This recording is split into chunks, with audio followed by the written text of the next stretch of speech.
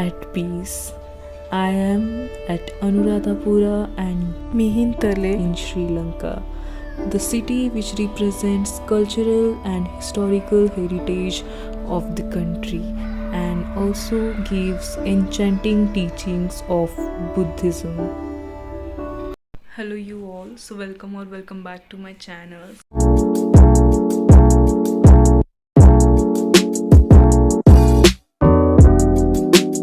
So if you're new here, hi, I'm Sanchi Shelke. I make videos about everything that's related to food, and today's video is Sri Lanka vlog part 2. So I've really done so much of hard work into making this video and editing this, so I hope you all liked it. Also, if there are any mistakes in pronouncing, so please forgive it because I'm new to that Sri Lanka accent and tone. Also, watch everything and to let me know in the comment section how was it, and thank you. After departure at Sri Lanka airport, we were all ready to move ahead, and for that reason, our group leader assigned a good travels for all of us. And then, after going to a hotel, we had our lunch, which was Indian made in Sri Lanka, and this was our restaurant name. And after that, we get into our bus and then travel for 3 to 4 hours. It was a long journey to Anuradhapura, and in between we took a break to saw this beautiful vihar and the statue of Gautam Buddha. Here our group leader stayed for 6 months. This is my room at the hotel. So after entering from the entrance, we have this huge washroom here. There is basin, hair dryer, this cute little mirror thing. Oh my god, it's looking too cute. Also the dispensers and all. And guys, they have shower cap. They also given a shower cap. Okay, this is my clutcher. I kept it here. The basin, the commode, towels, geyser, and this is the whole shower area, which looks so aesthetic. And I like this. I'm going to take the shower. So this is our bathroom, which is looking too good. Okay, I liked it. And then here we have this almirah.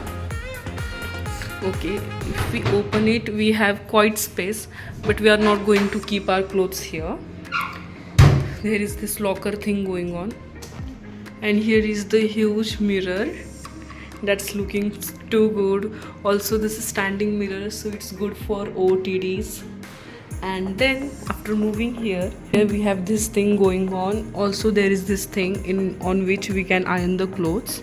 Here is the TV and this table for remotes and all. And then this is the working table, so the people who have work, they can do here, and the basic things which every hotel room has. This looks attractive, and the lights pretty. Okay, the AC. And then there are these huge curtains because other side there is a balcony. This is our bed, looking so aesthetic, right? Oh god. And then here is our table lamp, and there is the room service telephone. Then here is our luggage. इसका view actually सुबह में अच्छा लगेगा.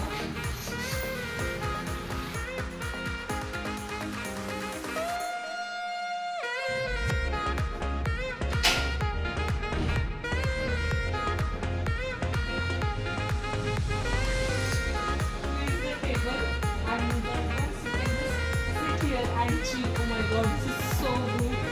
Then we have the forest view, which is again so refreshing and so reachable. And then this is the wooden detailing.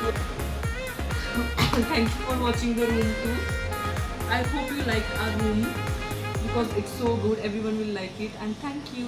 Stay tuned for. This is our dining area where we had dinner.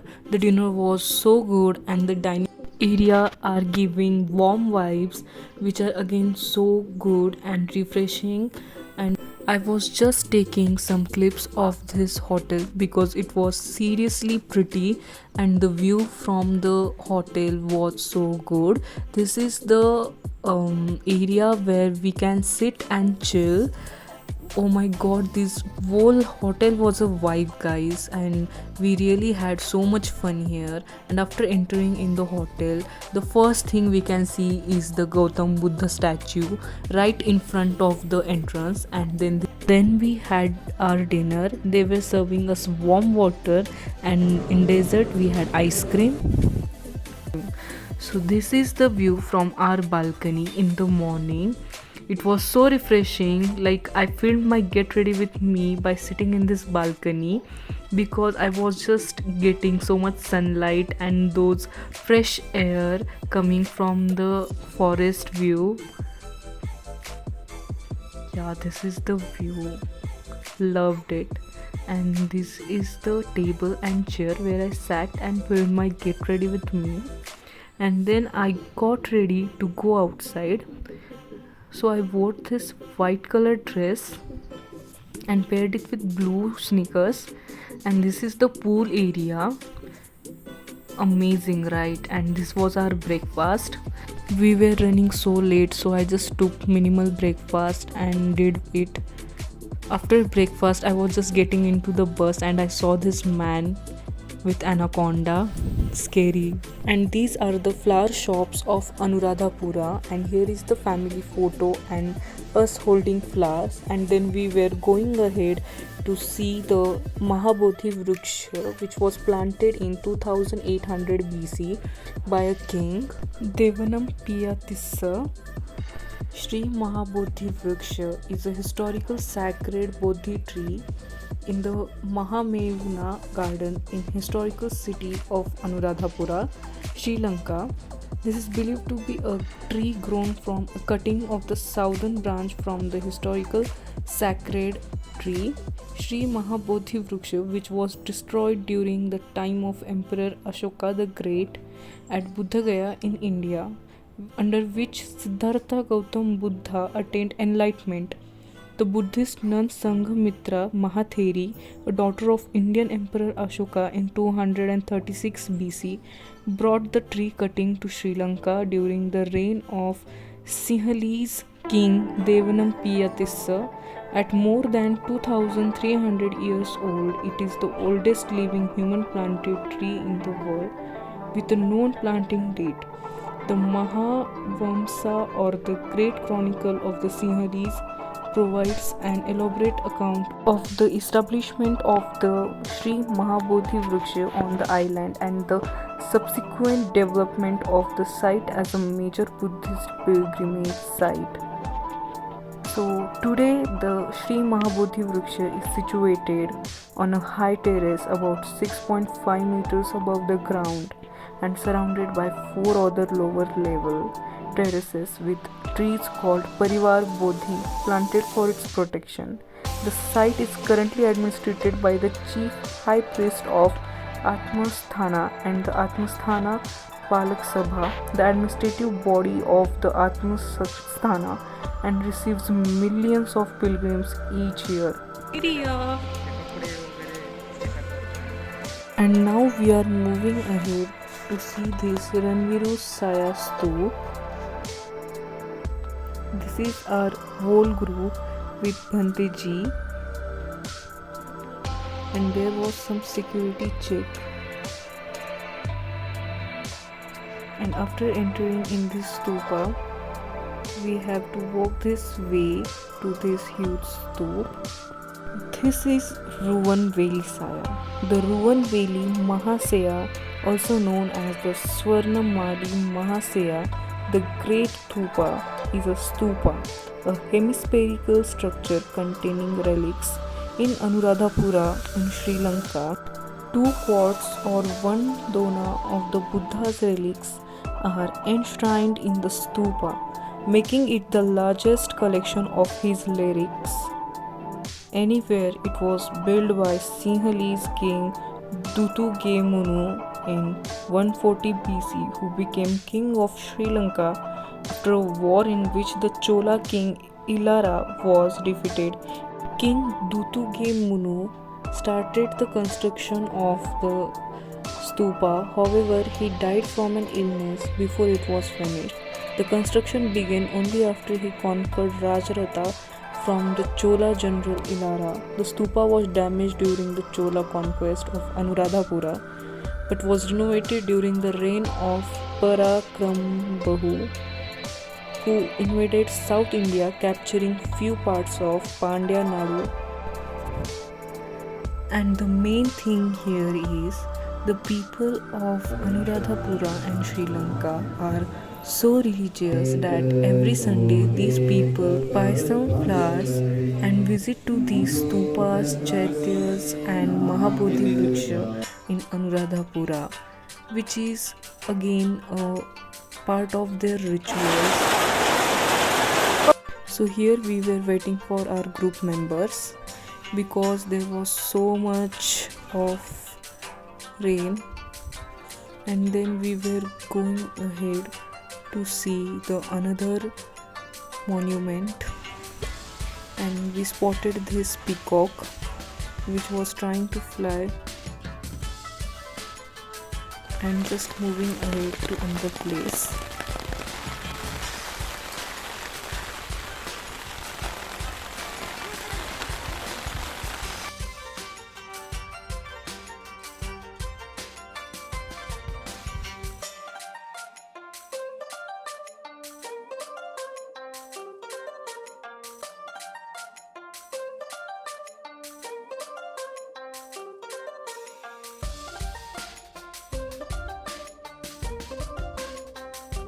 This is a newly built stupa in Anuradhapura.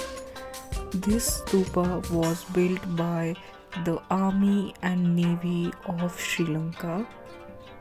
The material used is brass and are plated with gold. There are 4 meditation positions of Gautam Buddha which indicates peace and enlightenment in many different forms. The rich cultural heritage is shown by this minimal designs and architecture of this stupa. If we see the detailings of this vihar and stupa, we can observe so much things.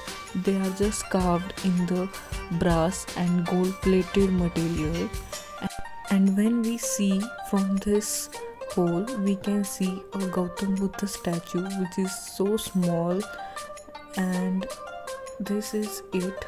This stupa was really mesmerizing monument of Anuradhapura, and we had a really religious time at this vihar. These are various spices preserved in this box which are available at Sri Lanka.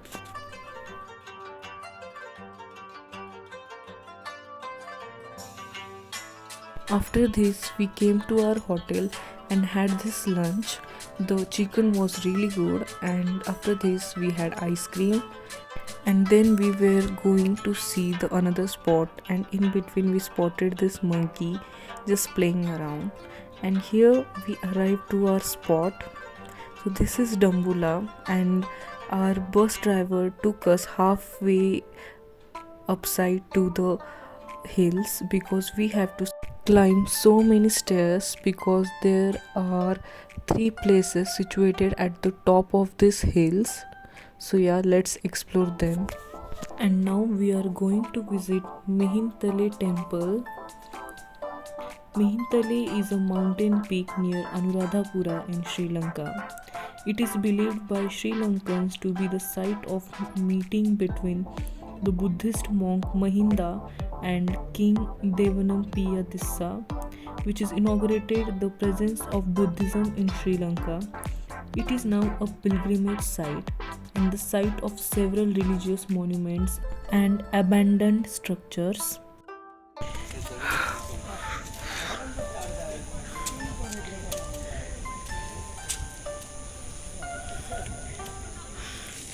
Bro, we have to.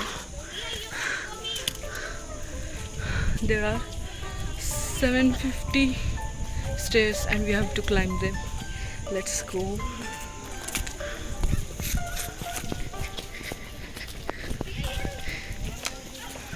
And here I just carved my name in this sand, but then after I just did it like it was before, because I don't want to ruin these things. And this place is approximately 12.5 km east of Anuradhapura. The Misaka Pabata, which is 1000 feet 300 meter in height and is one of the peaks of mountains range.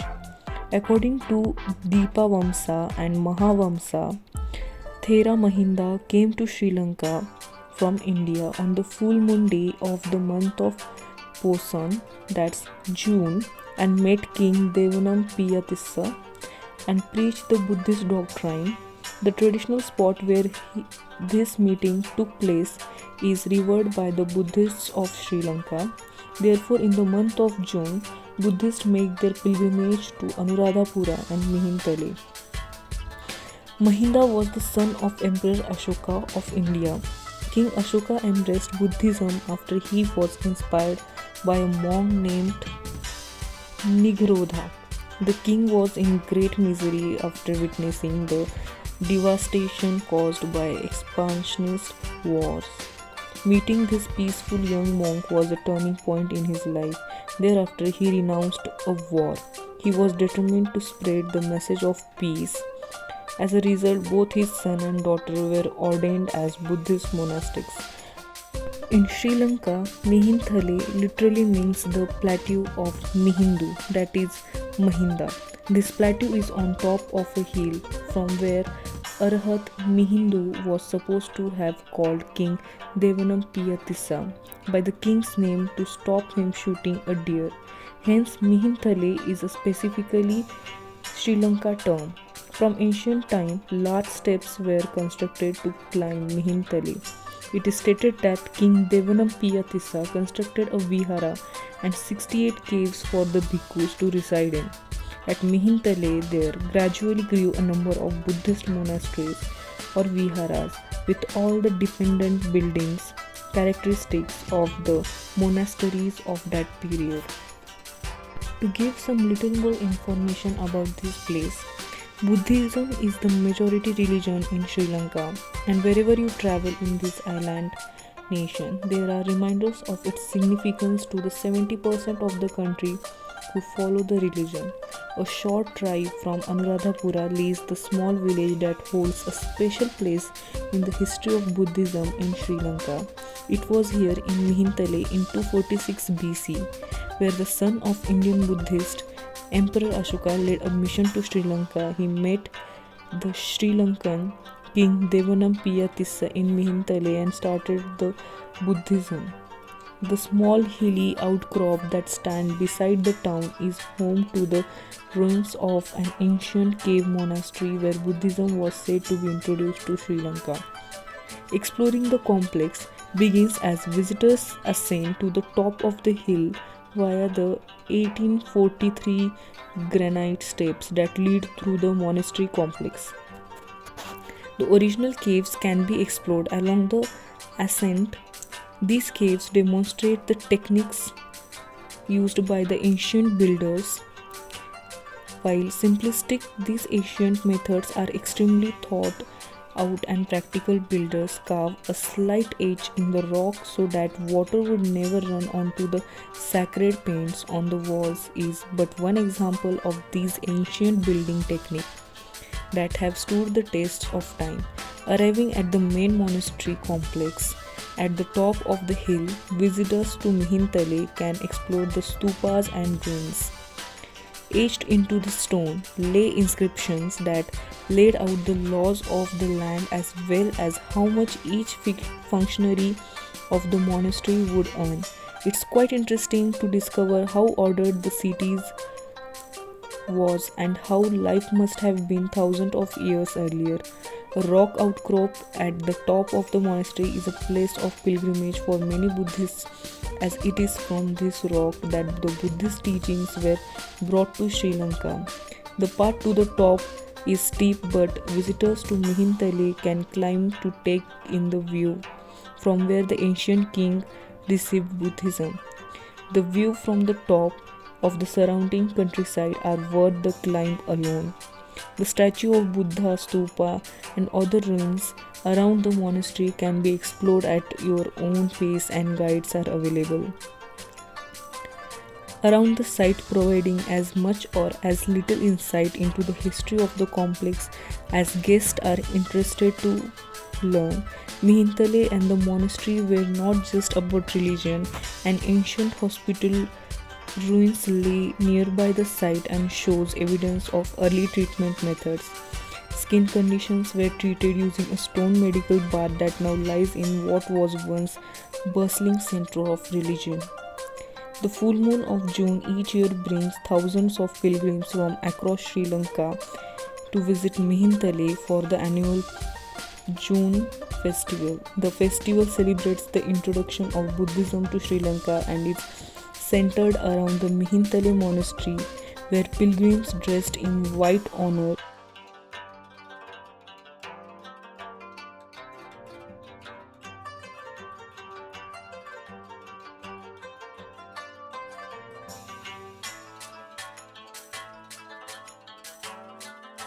Thank you for watching and I hope you like this.